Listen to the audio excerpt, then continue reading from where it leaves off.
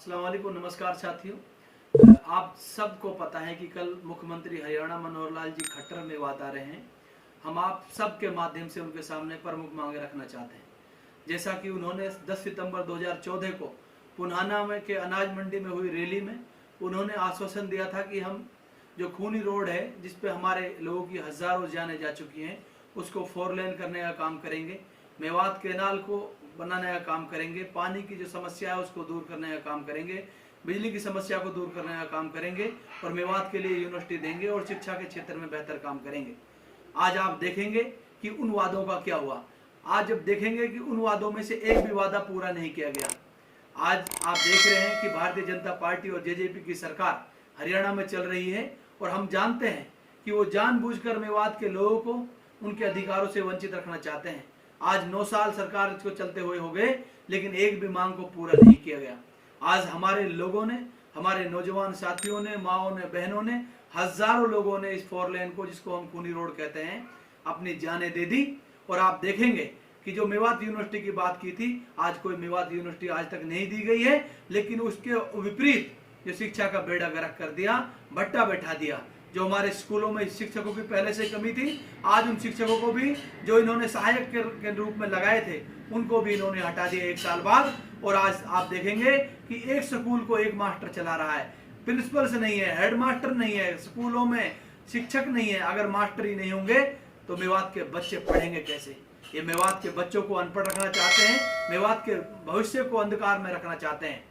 आज आप देखेंगे कि जहां हम स्वास्थ्य की बात करते हैं, इन्होंने नल्लड़ कॉलेज को एकदम बर्बाद कर दिया है। वहां पे डॉक्टर्स पहले से नहीं थे और जो डॉक्टर थे उनको इन्होंने ट्रांसफर कर बाहर ले गए हैं और डॉक्टर्स की पहले से कमी थी और वहां पर नए डॉक्टर भी ये लोग नहीं लेकर आए। जहां पे आप बात करेंगे दवाइयों की, तो मेवात की किसी भी हॉस्पिटल में दवाइयां नहीं मिलती हैं, चाहे पुन्हाना की सरकारी अस्पताल हो, चाहे मांडीखेड़ा की सरकारी अस्पताल हो, चाहे नल्लड़ हो, आप देखेंगे वहां दवाइयां नहीं मिलती हैं। गरीब आदमी जिसके पास पैसा नहीं है, आम आदमी, गरीब, मजदूर, किसान वहां पे इसलिए जाता है कि उसका इलाज फ्री में हो जाए।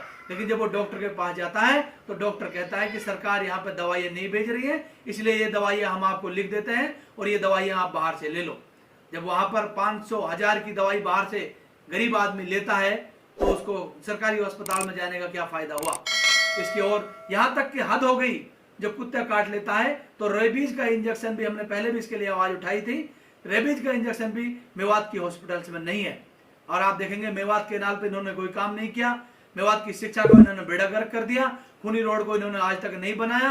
और आप देखेंगे कि मेवात के अंदर ये जो लोग जो कर रहे हैं, अभी आपके सामने कुछ महीने पहले एक मामला आया जुनैद और नासिर का, एक जघन्य हत्याकांड, जहां पर इनके भाजपा समर्थित गुंडे उनको मार देते हैं और उनको जिंदा जला देते हैं उनकी गाड़ी में। और जब गिरफ्तार करने राजस्थान की पुलिस हरियाणा आती है तो हद तो तब हो गई जब राजस्थान की पुलिस के खिलाफ यहाँ पर मुकदमा दर्ज कर दिया जाता है ताकि अपने समर्थित लोगों को ये बचा सके।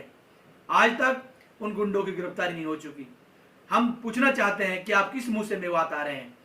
आपने ऐसा क्या काम कर दिया जो आप मेवात में आ रहे हैं कि हमने मेवात के लिए बहुत कुछ किया है 9 सालों में और अब हमारा अधिकार बनता है कि हम मेवात आए और मेवात के लोगों से वोट की अपील करें? आपका कोई अधिकार नहीं बनता है। आपने मेवात को जानबूझकर पिछड़ेपन की ओर, मेवात को उनके अधिकारों से वंचित रखने का काम किया है। मैं मेवात की जनता के माध्यम से ये अपील करता हूं कि आज जो मांगे हैं, जो आपने आश्वासन दिया था 9 साल पहले, आप उन सब मांगों को पूरा करें और मेवात के लोगों को उनके अधिकार देने का काम करें। ये सरकार का काम होता है। अगर आप करेंगे तो आप एहसान नहीं करेंगे। सरकार को लोगों की भलाई के लिए काम करने चाहिए, जो आपने 9 सालों में नहीं किए।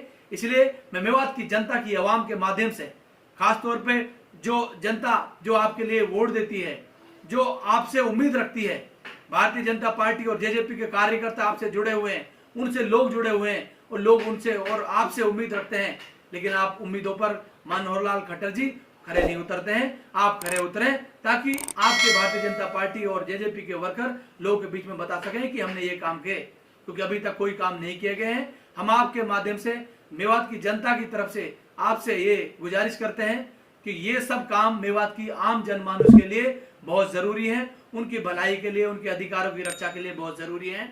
मैं आप सबका दिल की गहराइयों से अभिनंदन करता हूं और आप सबसे ये उम्मीद करता हूं, मेवात की जनता से, कि आप सब जो आप ये मांगों को रखें, ये आप सबके भले की और आपकी भलाई की मांगे हैं। आप सब मेरी बात को ज्यादा से ज्यादा शेयर करें ताकि मनोहर लाल खट्टर जी के समक्ष के सामने ये मांगे रखी जा सके और उन तक ये बात पहुंच सके। आप सबका बहुत बहुत धन्यवाद। जय हिंद, जय भारत, जय मेवात। अस्सलाम वालेकुम।